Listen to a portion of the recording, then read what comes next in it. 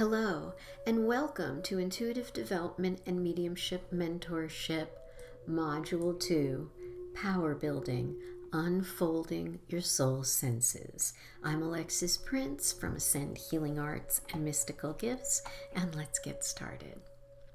You must find the place inside yourself where nothing is impossible. Deepak Chopra. Your vibrational state of being. We often hear people say, raise your vibration, followed by a meditation, and most typically don't discuss what it means exactly to raise one's vibration, and it has become a bit of a catchphrase. So many people I run into are not exactly sure what it actually means or what they are supposed to do in order to raise their vibration, or if they really even need to. As described by Cassandra Sturdy, your vibration is a fancy way of describing your overall state of being. Everything in the universe is made up of energy vibrating at different frequencies. Even things that look solid are made up of vibrational energy fields at a quantum level, and this includes you. From a scientific and metaphysical perspective, Sturdy further explains that we are a being that is made up of different energy levels: physical, mental, emotional, and spiritual. Each of these levels has a vibrational frequency, which combine to create your overall vibration of being. So when we speak of raise our vibration, we are really talking about balance, bringing all of these harmoniously into balance. Most humans are out of balance physically and mentally, not to mention spiritually. So raising your vibration is not a state of inner high or meditation or a feeling of that kind of high you get off of meditating, but it is a process of balancing the mind, body, and spirit. So let's talk about a few ways that you can do this, okay? So becoming conscious of your thoughts. Find something beautiful and appreciate it. In times of low ebb, think about that beautiful thing and appreciate it. Be conscious of the food you eat. Drink water, clean water, filtered. Be grateful. Practice acts of kindness. Get your blood pumping. Spending time in nature, in forests, rivers, and at the ocean. Epsom salts and crystal baths. Stating affirmations. Saying something nice to a stranger. And decluttering your space. So these are some things on a daily basis that you can do that will help put you in an alignment that raises your vibration. And again, balances you. Okay, so if you're balanced, your vibration will be beautiful, right? You'll be one of those people that when you walk in the room, everyone wants to talk to you. But there's more. It's not just those things alone. So foods, think about different foods that you could eat in order to raise your vibrational frequency. I mean, a lot of the time people get really stuck in some mundane everyday life, going through the process of running off to work and running here and running there, and we start eating processed foods. Start to make a change from that. Start to say, I will not eat processed foods. Think about not eating dead meats. And I eat meat. I was a vegetarian for 12 years, but if you think of it that way, you start to think, oh, dead meat? Maybe not such a good thing. It's not really such a good thing for our bodies. And again, I'm currently a meat eater. I'm about to go off meat again now, but it is something to consider. But before that, I would even put processed foods ahead of the game. And that includes water. Water is not a processed food, of course, I understand that, but making sure your water is clean. Either buying spring water or filtered water, or getting a filter for your water at home. So fresh berries, green leafy vegetables, nuts and seeds, fresh herbs, sprouts, teas, beans, and legumes, dropping off and lessening the amount of meats. In fact, if you're going to be doing intuitive work in a particular day, and you know, I have a reading tomorrow, or I'm going to do a healing tomorrow, I'm going to be around some people that I really want to be on top of my game. Don't eat meat for 24 hours because it lowers your vibration. It's very earthbound. It's very long, slow process for your body to process it. And so these are the motivations behind that. So these are just a few things. We will go into more details about eating in our class. It's an elective class on Ascension. So watch for that. It's going to be really fun and interesting. Okay, other ways to raise your vibration. And these again are daily practices to support balance to the mind, body, and spirit. EFT, meditation, breathing exercises such as alternate breathing, meaning you put your one finger on one side of your nostril and breathe, and then switch and cover the other nostril and breathing. The Edgar Cayce recommended reading exercises. They're called recommended reading exercises, but they're just the exercises that you received in Module 1. And breathing exercises for purifying the body. The cross crawl, the Wayne Cook posture, the crown pull, the jangle, head and neck exercises, qigong, tai chi, and yoga. And now I'm not saying you have to do all these things, but these are ideas of things that will help you in raising your vibrational state of being. Raising your spiritual vibration through spiritual daily practice. Your spiritual daily practice is about you and your connection to the universe. We tune into energy through feelings, being able to feel what's going on around you.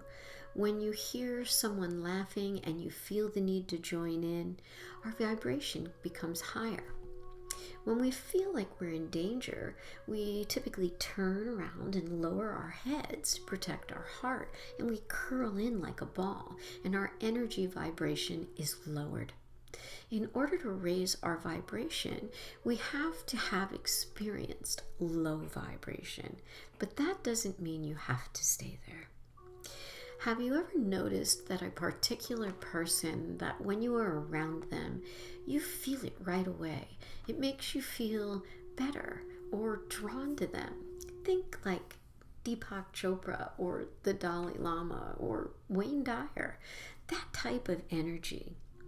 How can we learn to raise our vibration, or rather maintain a high quality vibration?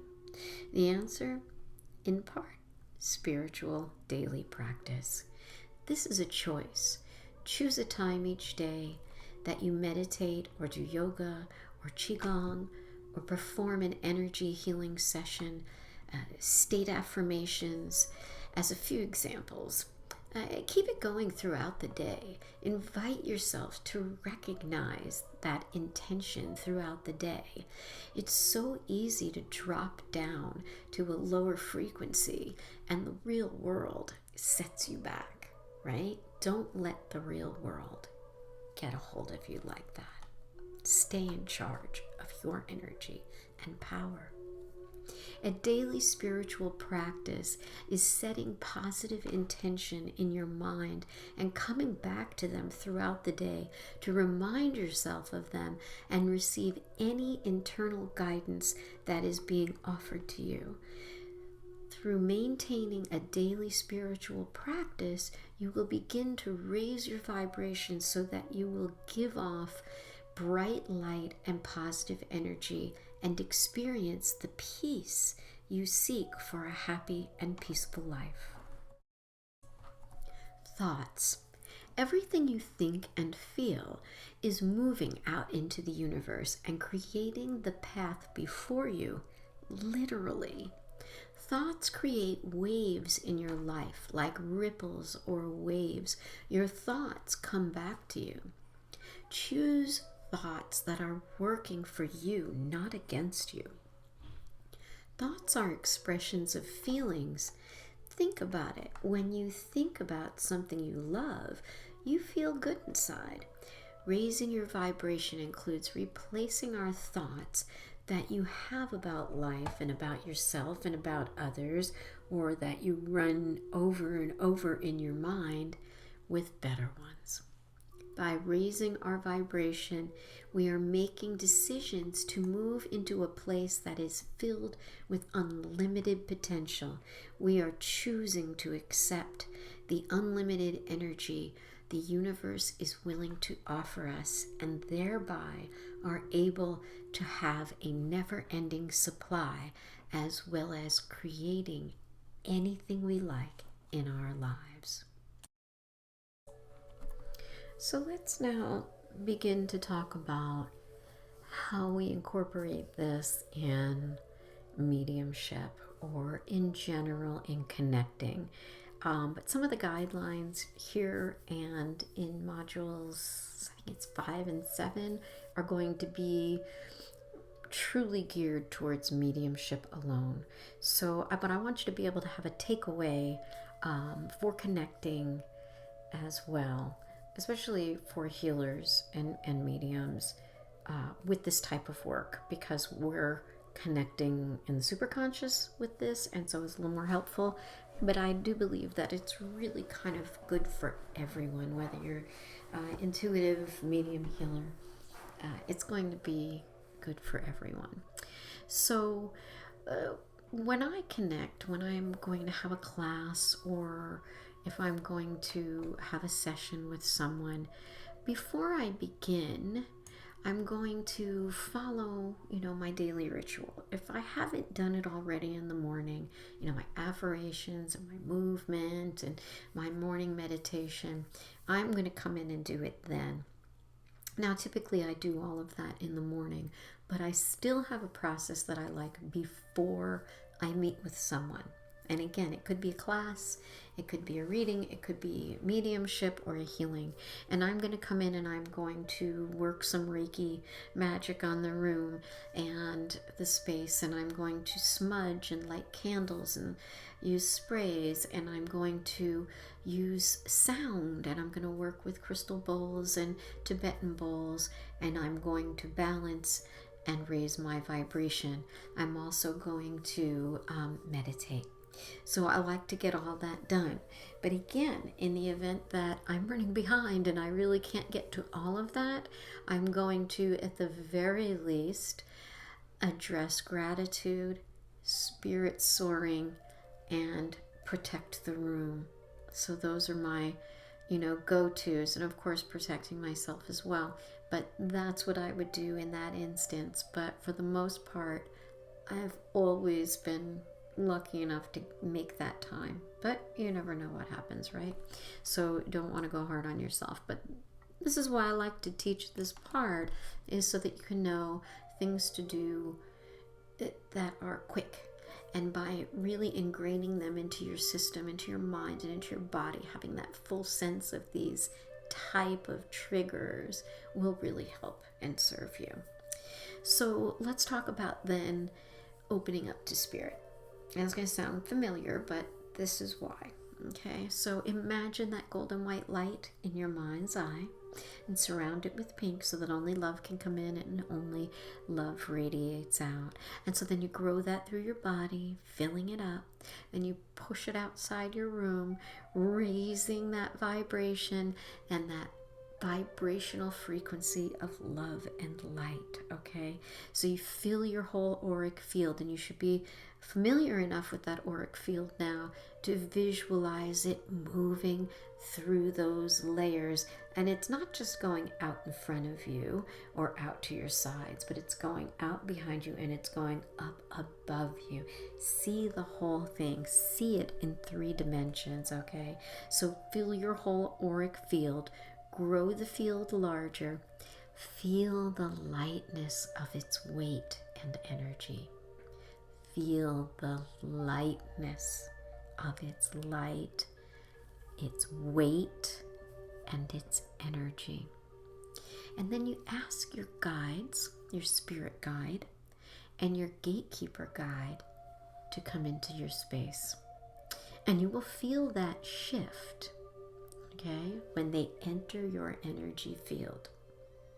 Because you just sat in your power, you just put up your shield, you spent some time with it, now you're asking them in and you're going to feel it.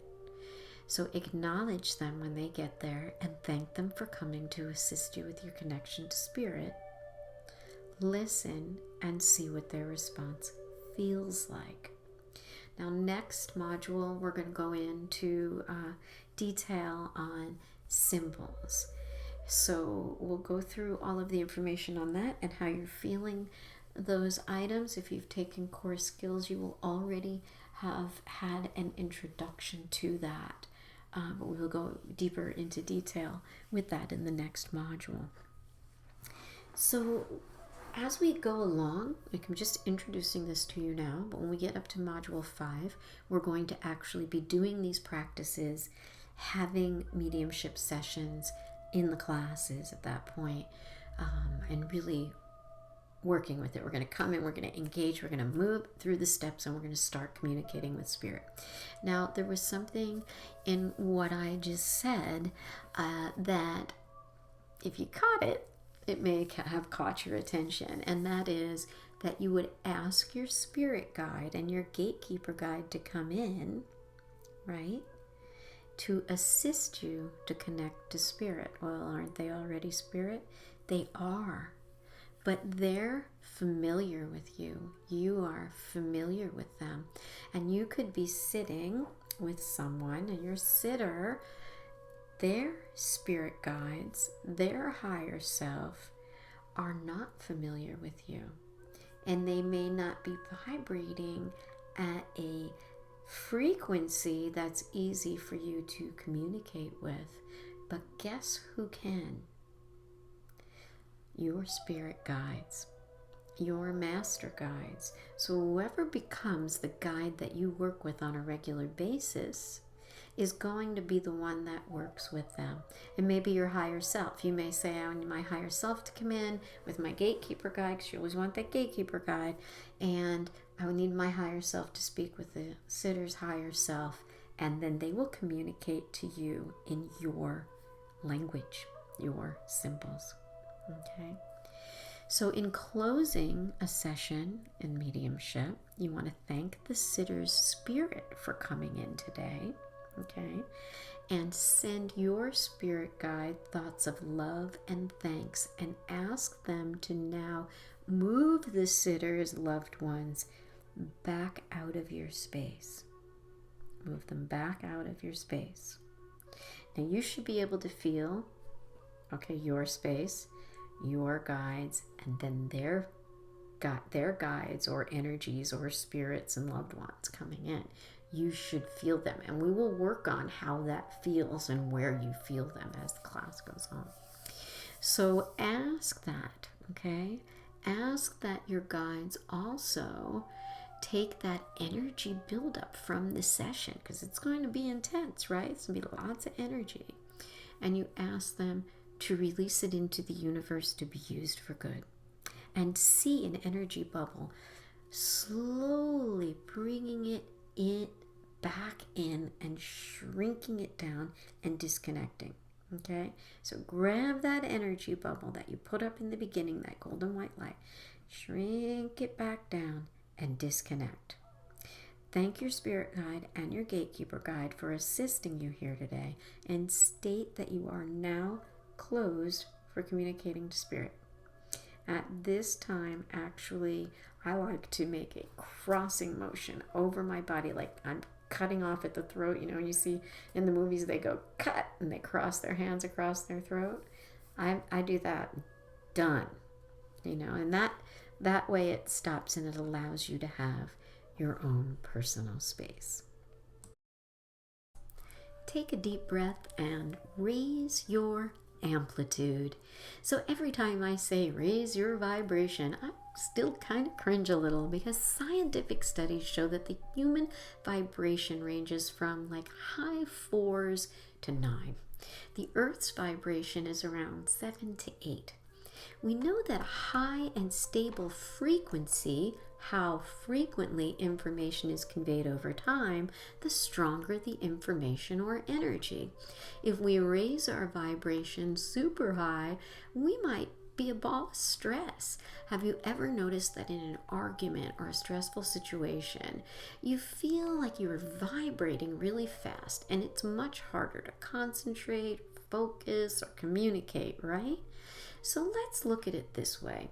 Frequency, vibration, is based on time and amplitude, volume. The frequency, or how frequently the wave of energy moves through time, defines if it is high or low vibration. If we maintain a vibration close to that of the Earth's vibration, we remain more grounded and balanced. Greater stability, affording better, more clear information. If we then raise our amplitude, turning up the volume, we are able to increase the field of our energy while maintaining the stability as well as staying grounded and transmit and receive information more clearly. So let's take a look at this chart below. You can see that it shows amplitude and time.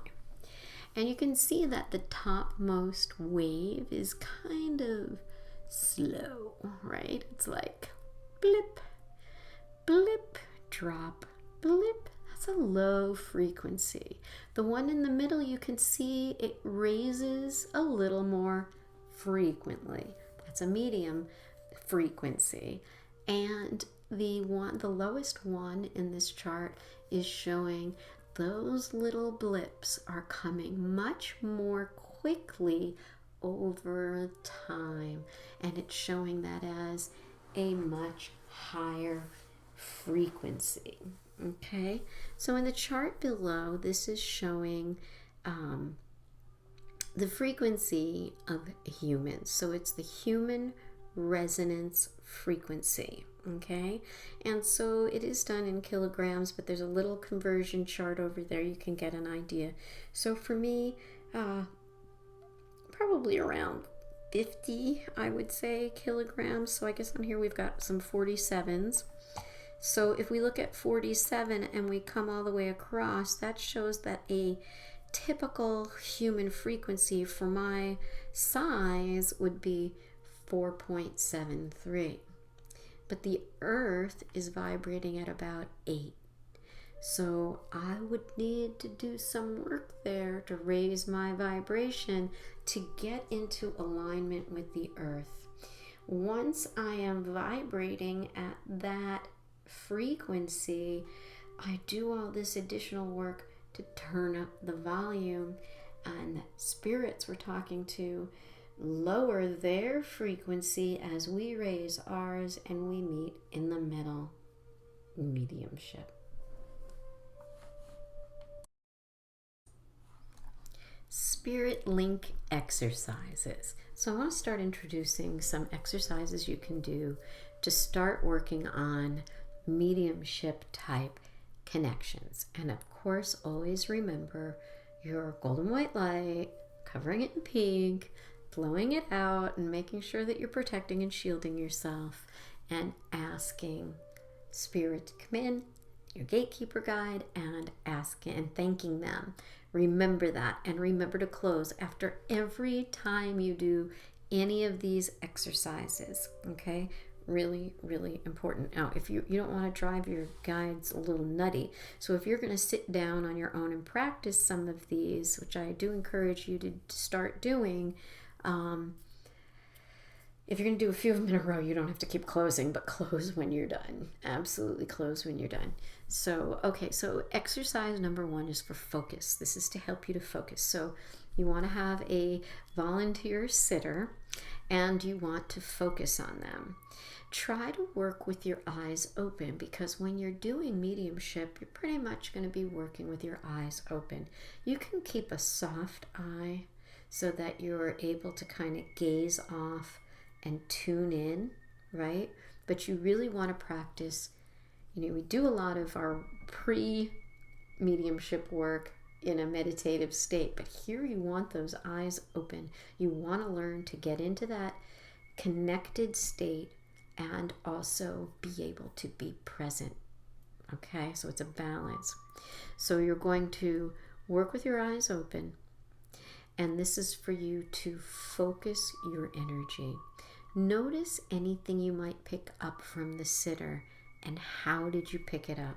That's your first exercise, okay? The exercise number 2 is open the connection. So you're going to open to spirit, same way we talked about with, grounding and asking them in and thanking them. And you're going to ask for 3 things, okay? And we will do these in practice class. So make sure you attend those practice classes. They are included. Okay, so you're going to ask for 3 things and note how you received them. And I'm talking your clairs. Okay, and we're going to go on into the clairs. And I've decided to break them up over a few of the modules. So in each module, we will also have some work on the clairs. Okay, so you're going to ask for 3 things. Don't think, just sense and write them down. Trust, and then close. Okay, so what am I talking about? 3 things. Anything.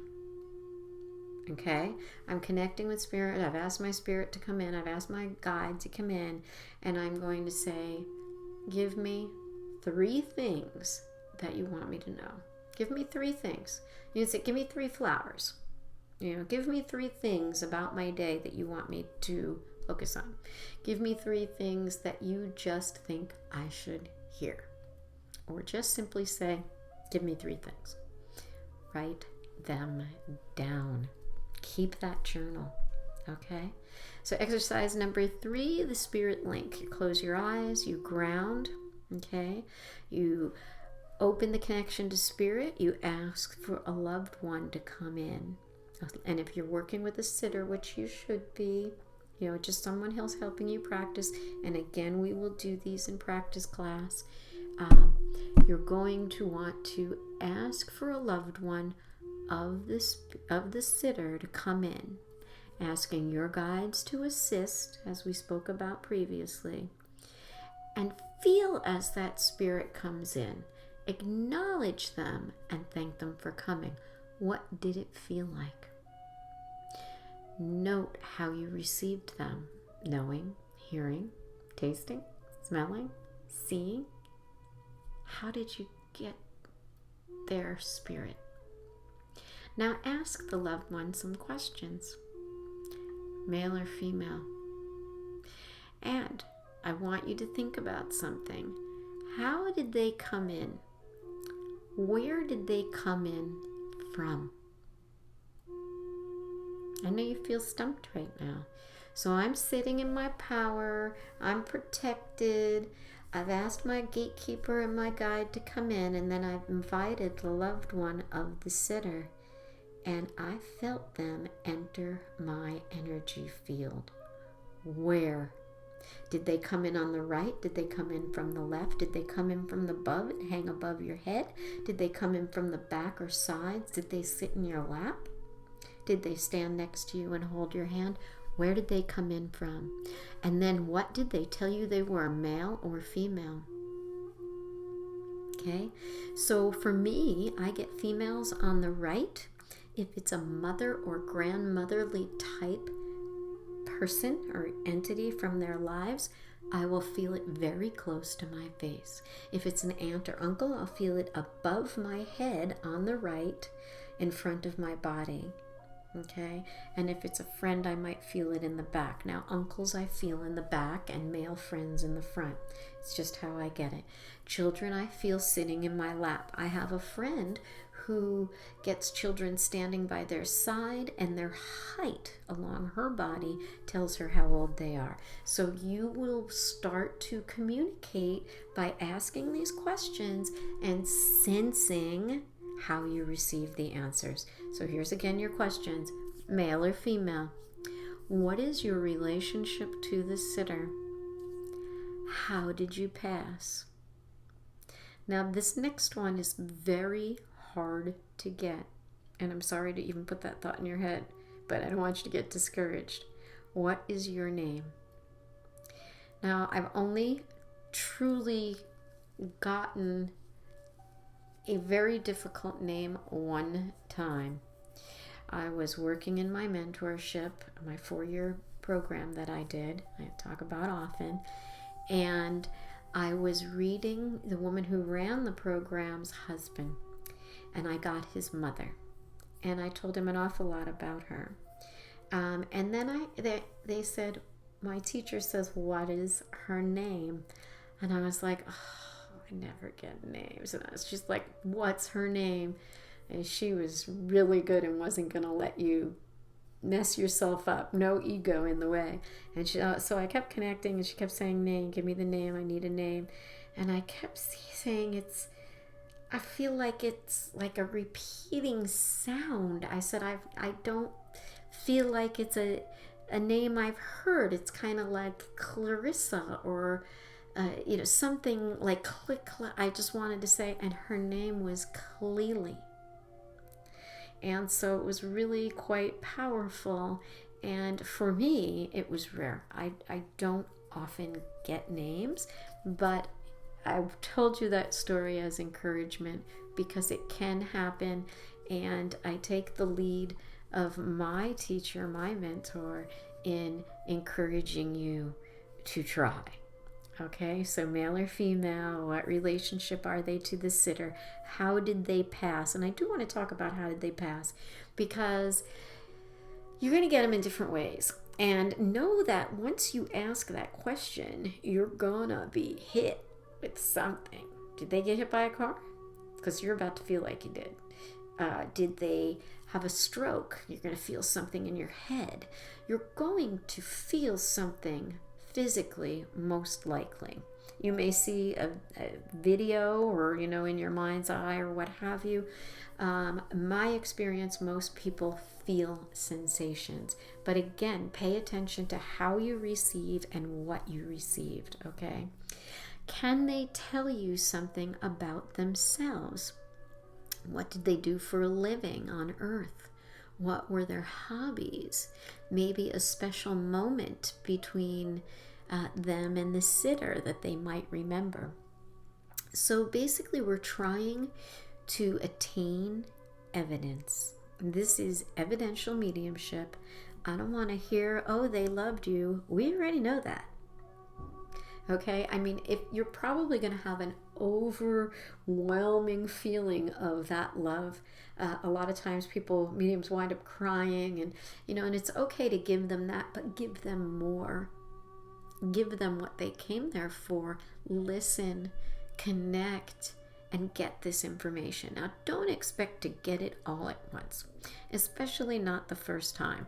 Right now, you're just trying to experiment with how you receive these answers to these questions and what they feel like. And that's going to help you down the road in better understanding what these answers actually are.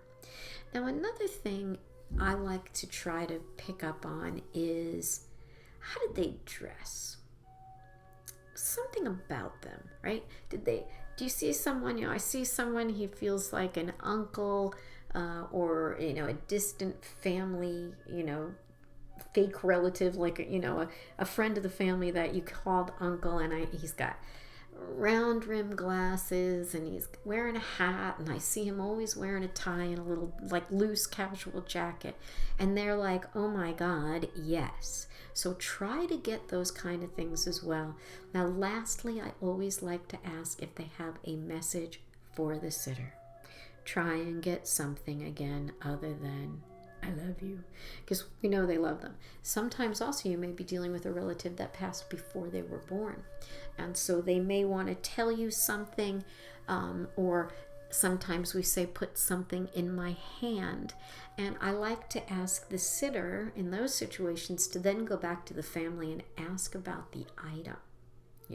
They may put a locket in your hand or something, and then they're going to go back to their parent or a relative that knows this person and be able to identify it. And it might come a couple of weeks later, or they may be like, no, I don't get any of that. And then you wait about 3 days, they're going to call you and go, I just remembered, you were right. Yeah, so it's pretty incredible. Close. Don't forget to close. If you're not comfortable practicing this on your own before we do it together, it is perfectly fine. I just want to introduce it. I do actually prefer that we do it together first. So we will have live practice sessions for anyone who is taking this online only. And for those of you who are in the Roseville, Lincoln, Rockland area, Citrus Heights, we will be holding live practice sessions and regular mediumship circles. Okay, exercise number 4, a gift. You close your eyes, open the connection to spirit. You know how to do that now, and you know how to do it quickly. Call in your spirit guide and ask them to ship you or give you a flower. Now try to look at it in your mind's eye. However you receive it, note the details. Do you know what type of flower it is? What color is it? Does it have thorns? Is there a stem? Is it straight? Is it open or is it closed? Can you smell it? Journal. And don't forget to close. So open your eyes when you're all done and verbally relate what you were given and how it relates to your sitter and yourself. That's when you're working with someone, okay? So for now, if you're not comfortable doing some of this on your own, I think that the gift exercise 4, a gift, is really a good one to do for getting started, just you connecting with your guide and learning to communicate with them, because there's a good chance that they're going to be communicating with the person you're reading or doing mediumship for's spirits, loved ones, and guides. And also the ask 3 things. Otherwise, I'll see you in practice sessions, either live online or in person. Let's talk about the clairs. In this course, it assumes that you are already familiar with the clairs. However, we will discuss the clairs and have exercises to develop them further throughout the coming modules. So expect 1 to 2 in each module as we go. Clairsentience, clear feeling. Clairsentience refers to the ability to get information through feeling physically, which includes sensing feelings or emotions and energy. Typically thought of as having to do with picking up other people's emotions, and a particularly clairsentient person is considered an empath. Women are thought of as being naturally empathic, and you are probably familiar with being taught that women can be emotional but men cannot. In this, we find that men have stifled, for the most part, and not developed their sense of clairsentience or felt safe expressing their emotions. This is not to say that it is true for all men, because it's just something that has been ingrained in the psyche of young boys or men throughout their lives. It's part of the veil. It's part of the veil initiated by the societal structure. So my hat's off to those men who are able to function as the light that they are despite these obstacles, because there are very strong empathic men. Clairsentience is also involved in touch. So psychometry is related to clairsentience in that the psychic information is gained by holding an object and feeling its energy. Energy workers are using clairsentience particularly when they sense energy and vibration in a client's body. So exercise 1 for clairsentience. Everyone has healing energy in their hands to some extent, and this exercise will increase your psychic sense by increasing your body awareness. Let's start by rubbing your hands together for 30 to 60 seconds to awaken the nadis. Hold your palms facing each other about 1 to 3 inches apart, keeping the fingers and thumbs closed together and the hands slightly cupped. What do you feel between your palms? Now lightly pump that energy gently in and out just a little bit, and see what you feel in that space between your hands. Now let's blow into that space between your hands and feel it growing and pushing the hands farther apart. When you're done, if the energy feels positive and good, bring it to your heart. If the energy feels like it's a little chaotic, then raise it up into the air and send it to Source, asking that it be returned to goodness. Write down what you felt and experienced in your journal. So let's take a different spin on healing touch exercises. So take a moment and sit down and go within. Let's relax our body and invoke the golden white light. You should be comfortable in your power and feel protected. Now, as you scan your body, notice any area that could use attention or healing or love.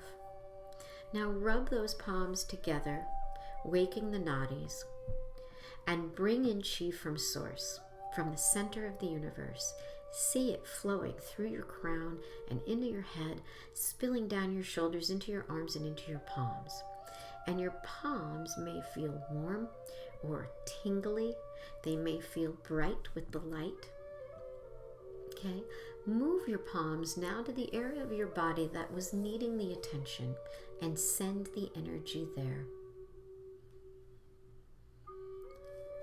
Breathing, and sit with this and sense what you are feeling through your clairsentience as you are working with this area of your body.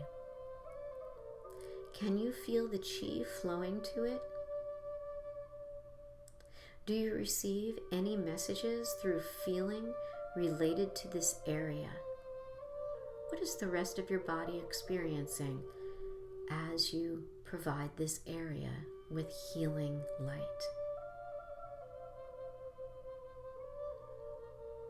When you feel that the healing is complete, you would like to disconnect, removing your hands from the spot and returning the light to Source to be returned to good.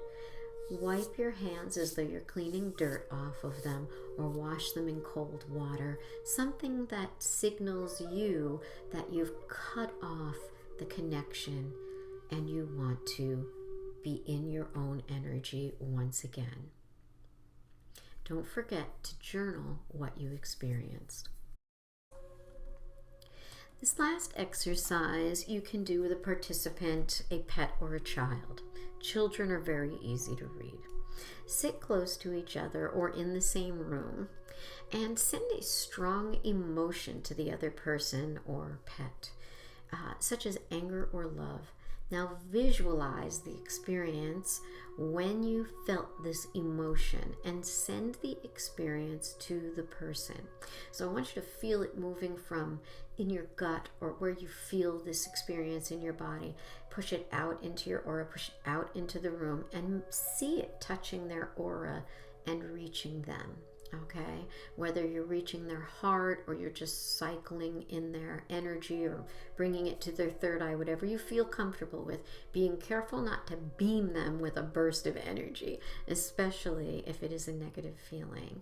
Okay, so visualizing, feeling it, sensing this emotion. So we want to work with being able to embody an emotion and push it out and work with it, kind of opposite from before, where we were working to feel and sense and read it. So now we want to be able to work with it. Okay, so sending that out. When you're ready to disconnect like we discussed just a few moments ago. And then if it's a pet you're working with, just while you're doing it, notice if the pet has any kind of reaction. And if it's a person, also notice that, but then you can also ask them if they sensed anything from you. So think about when you walk into a room and somebody has really had a bad day and their energy is really big and you feel it. Well, we want to learn to work with that energy. How can we send that out? And now there's a good reason to do this as well. If you are working with someone who is very distressed, you can push out a good energy to them.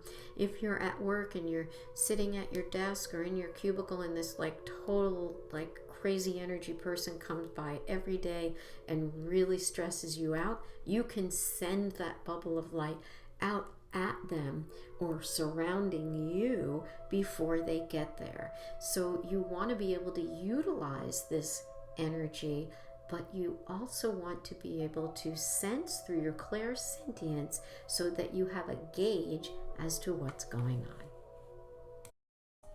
Signs that you need better boundaries with your clairsentience. So you may notice that you feel emotions of others, you take responsibility for the emotions of others, or you are overly affected by the emotions of others. You may feel fatigued and drained after being around other people or when doing psychic or healing work. You eat more when you're around demanding people. You give and give and give some more, and you don't give enough to yourself. Using clairsentience is something for you to decide whether or not to use. The risks of using clairsentience is that you can become enmeshed in other people's emotions and their physical ailments. Clairsentience requires a strong, healthy psychological boundary and the ability to be aware when your boundaries are being violated or when you may be crossing the boundaries of others. The most important thing is to stay within your own body and psyche while you use your psychic abilities so that you don't become overwhelmed by emotions or physical body issues of others. You want to be so balanced and strong in your mind, body, and spirit with all the work that we're doing in this course so that you begin to be in control of your own power and are not emotionally affected by the emotions or energies of others. I can remember a time when my clairs were out of control. Literally, I had no control over it. If I so much as made eye contact with a person walking down the street, I could feel their entire life to date move through me like a mist of emotion. And I knew every single experience that they had in their lifetime up to that moment. The important ones. And it overwhelmed me. And it brought me bouts of joy and sorrow in seconds as it passed through me. I had chosen to isolate myself at that time and do the work that I needed to seal the holes in my abilities until I learned to control them and maintain my energies as separate from theirs. It improved greatly, and so much more than I had ever expected. However, if I fall off my game even a little bit, it can blindside me and come back. This is a big part of why throughout your weekly exercises, there are little reminders. Where's your energy? Remember to have, good thoughts or think of gratitude. Things like that throughout your day helps you to remember and stay on top of your game and not be blindsided. Exercise 3, where your boundaries begin and end. Let's close our eyes for a moment and relax and go within. Relaxing your face, your neck and your shoulders. Relaxing your arms, allowing your arms to just rest at your side or in your lap. Breathing and relaxing the entire body all the way down to your feet. Breathing naturally and focusing on the breath. Extend your awareness now out into your energy field. Feel anything in your aura that you need to focus on and clear out at this time. And just be with that energy for a moment. Seeing it, feeling it, and just being with it. Now place your hand, typically your receiving hand, over the solar plexus. And what happened to your energy? So from time to time throughout your day, bring your awareness to your energy. Where is it? Is it in your body, out in the room, running 100 miles an hour just in front of your body? Or is it out in the room in someone else's energy? Or perhaps you don't know where it is. Find it. Once you have found your energy, place your hand over your solar plexus and your energy will likely return to you, and you will be aware of it inside of your body. This exercise will increase your body awareness, and that is your psychic awareness. How do you feel right now? Where is your energy right now? Try to do the jangle exercise, or shaking your whole body with that jangle exercise, and see how that helps. There's lots of different exercises in your resources. Try them, especially when your energy feels out of your body and you're trying to bring it back.